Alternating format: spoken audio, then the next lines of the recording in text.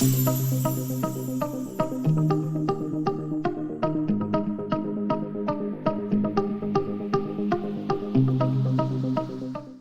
what's going on, everybody? Today, what we're going to dive into, because there's a lot of good stuff going on right now, especially in the government.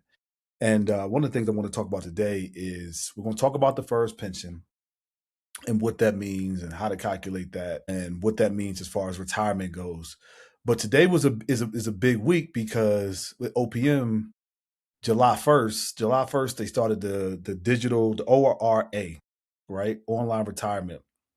And so that starts July 1st. And so we want to talk about what that means because a lot of folks have been talking to us and we have a lot of people that were retiring this month and they're going through that process with the online retirement, the whole digital process. And I want to talk about what it means to you, especially if you're planning on retirement by the end of the year or so, and because you'll be engaging with it, and what the difference means, and what some of the good things are, what some of the pitfalls are, and then also helping you understand the timeline and how that might alter the timeline and what it won't alter, right? And so I want to make sure we go through that.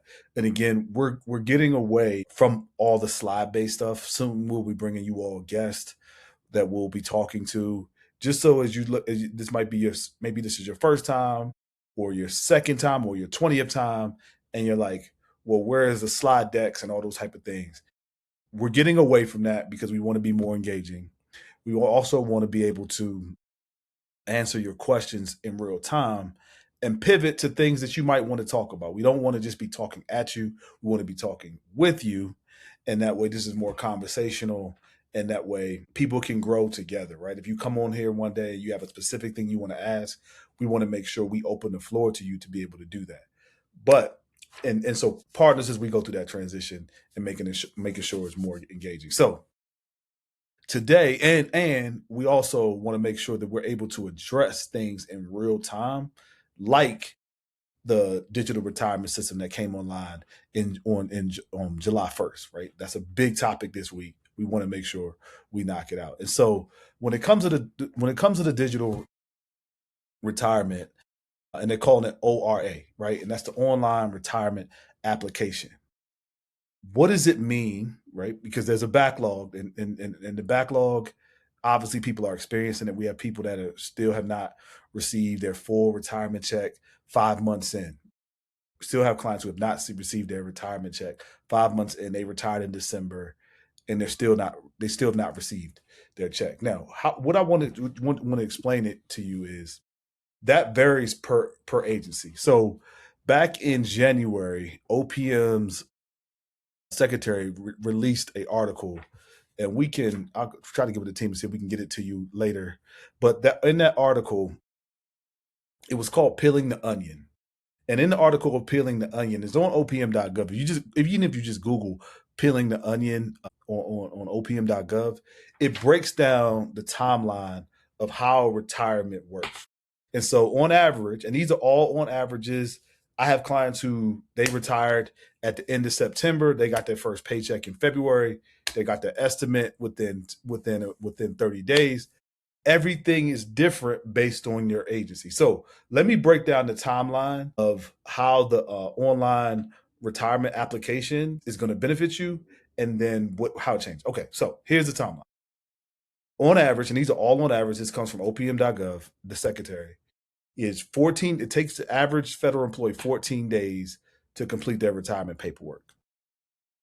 That should shrink based on the online retirement application. They say that process should shrink because less paperwork is intuitive. AI can help with it, different things like that to make that process easier. Now, here's the part that isn't easier, that varies by agency. So on average, it's 14 days to do that. That was back in January. The online retirement application should shrink that. Then there's 60 days on average that retirement applications are processed by your agency's HR. That is where there's a huge discrepancy. I was talking to a client because before this call, I wanted to make sure I just got some different samples. And so I was just talking to a client. I was texting her before this. She worked at the VA, the one in DC. When she retired, her process, I'm sorry, no, she does not work at the VA. she worked at the Department of Transportation. Department of Transportation, their HR department did a great job. She's in DC, Southwest New Jersey Avenue headquarters. Their process was pretty easy. It was at the agency for about 20 days or so. Went over to the payroll department. The payroll department processed it in about 10. She had her intern check. Then she got her full check by February, right? So September she retired. She got her first intern check in December. She got her full paycheck in February. That's a pretty quick process. That's about as quick as it goes. So 14 days of process, 60 days on average for HR based on OPM. They have they listed on the site a 51-day period on the payroll, because then it has to go through payroll too, and all that stuff has to get set up. And then it gets to OPM, and then the OPM is now saying with the ORA that it's going to take them 7 days, 7 to 10 days. They say 7 days is what it's going to average for them to then process your retirement once it gets to them. And then now you get your first paycheck.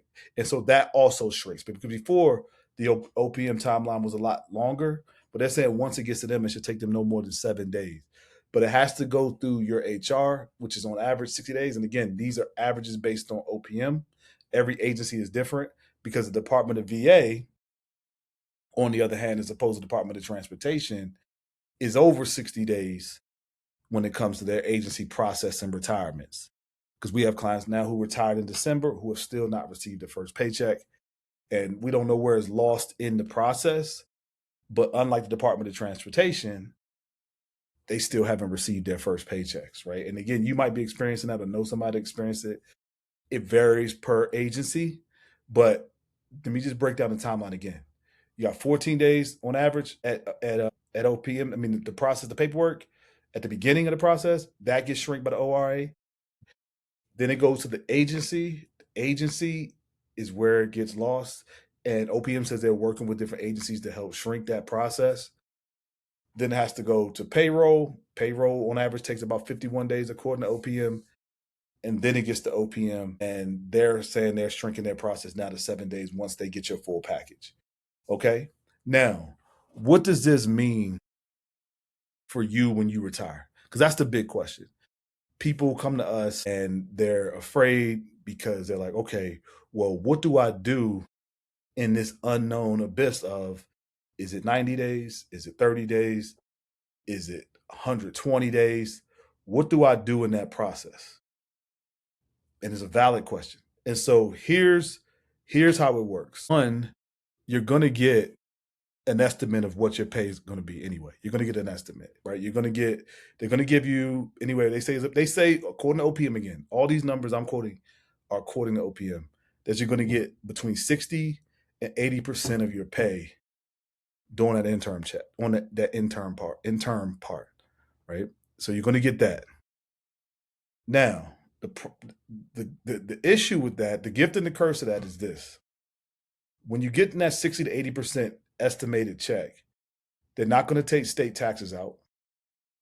They will take federal taxes out, but they're not taking your insurance out, and they're not taking your FEGLI out if you're getting FEGLI in most cases.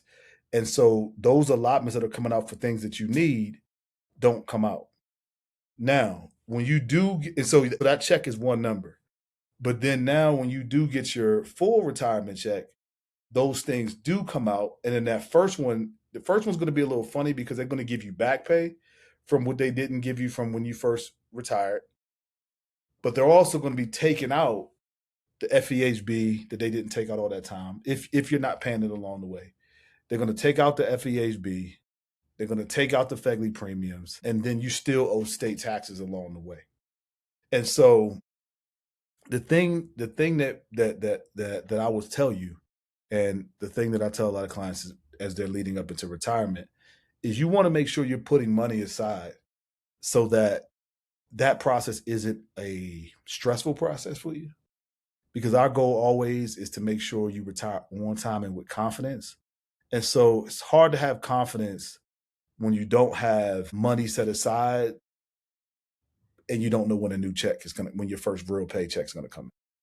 And so, I've seen people take out more money than they need to from the TSP that ultimately raises their tax bracket, maybe push them into IRMA territory in the future because now they took their taxes too high because they got their annual leave. Then they get, the full paycheck over time. Then they took too much out of their TSP. Just lack of planning. If you meet with us in our TSP finish line process sessions, we help you plan for that. If we see that there is a possibility that if you take too much, it might push you into another tax bracket, might affect you, impact you with IRMA and things like that, then we will either help you come up with another strategy to help you see that and alleviate that. Because again, when you retire, it's stressful. It's your first time in 30 years not having a paycheck coming every 2 weeks. And that's a real thing. And so you want to make sure that you have a plan in place so that when you do retire, you're not stressed. And that's the main thing that we talk a lot about at Fed Legacy is we want to make sure that the people that we meet with, we lower their stress levels. Because when you have high stress levels around retirement, you can make poor decisions. And here's the thing. Once you get through that process where your full pension check begins to come in, I can tell you this now from doing this 18 years now, is that once you get that first paycheck, you can breathe easy because okay, now this is going to come to me monthly. You know exactly what's coming out. You know exactly how you've positioned your TSP. And I say this if you're working with someone that can help you navigate it. I should say it's peaceful in that case. But once you have everything outlined, I can tell you, like, it's interesting. I was talking to a lady this morning. She retired from the CIA, and she was just telling me how retirement is, and she was like, "I'm all involved with my nieces and nephews now. They get ready to have a baby, and there was all this stuff about them." And I was like, it gotta feel good to be able to relax and worry about their drama.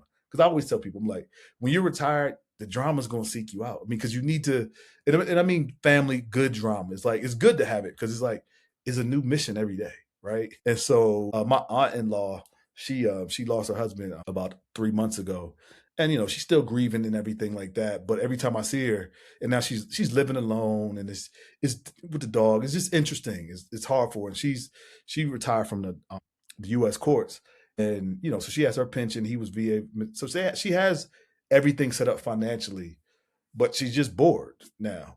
She's not living with any. It's just tough. And so I always tease her. I'm always like, "What's the new adventure? Did the dog run out the yard? Like, what's the VA doing with it with Uncle Ronnie's pension? Like, it's always something new." She's like, "Well, my tire flat." I'm like, "Oh, interesting. All right, that's a new adventure." Like, just always looking for the new adventure. So I say all that to say is that when you're in retirement, the last thing you want to be thinking about is money issues. And so you want to make sure you have those things lined up. And so this ORA and the OPM working with the agencies to make sure they shrink the wait time, it's a big deal because a lot of folks, especially if you're getting ready to retire, it can be a very stressful time. And so shrinking that timeline is super important, but making sure that you make the right decisions financially during that timeline is another very important thing. And so here's what you want to do. You want to make sure that if you're getting ready to retire in the next year, you want to make sure you put some money aside to fill that gap. I always tell people at least have 2 to 3 months worth of savings set aside because you're also gonna get your annual leave. So you're gonna get that check too if you have some, right? So you want to make sure you have at least 2 to 3 months aside because the annual leave could be 1 or 2 months itself. So now you're at 5 to 6 months of savings. That gives you the peace of mind. If you don't, and I get it, that's okay. You want to make sure that you at least take maybe some money out of your TSP if that's an option. And we could talk about how to do that and how to structure that and what that means. We want to make sure you do that because that's another piece that you have to remember. The TSP timeline is different than the OPM timeline as far as retirement and your first check. TSP gets word through OPM that you are retired or through your agency that you are retired. They get that word earlier, And so I've seen clients who, like for example, the lady that department retired from the Department of Transportation. She didn't get her first full retirement check until February, but and she was younger than 59 and a half. But TSP got word that she was retired. They sent a notice that she was retired, considered retired before then. So she got that done in it was around mid-November. That was in TSP, and she retired. Well, no, sorry, mid-October, but she retired into September. And so by mid October, she was able to withdraw from her TSP without the 10% penalty because they had her down as retired. But she didn't get her full paycheck until the end of the to the beginning of February. So those timelines are different. So why that matters, I was talking to a guy, he's retired at the end of June, and I mean end of July. Well, no, he retired at the end of June. His paperwork is in process right now. He retired at the end of June. He's waiting now. But he was like, well, I submitted my retirement paperwork. I didn't have a bunch saved though. Can I go into my TSP? I said, no, you can't do that just yet because if you do it now, you're gonna have that 10% penalty on it. And so we're waiting till he has that fully retired, that fully processed, so that he can then take money out of his TSP to help him bridge the gap of what possibly could be a 5-month process. So those are the things that are important when it comes to preparing for retirement and those days leading up to it, is understanding that timeline. Again, the article from OPM is peeling the onion, is written by their secretary. It's a good article. They give averages. Again, they only can give averages because the agency part is the black hole that unfortunately nobody can predict. Some HRs are great, some aren't. Like Department of Transportation is amazing. No disrespect to anybody that works at the VA, but the VA is not so much. And so it just goes case by case by agency, by where you are location wise, all that type of stuff factors into it. And so you just want to keep that in mind as you get ready to retire.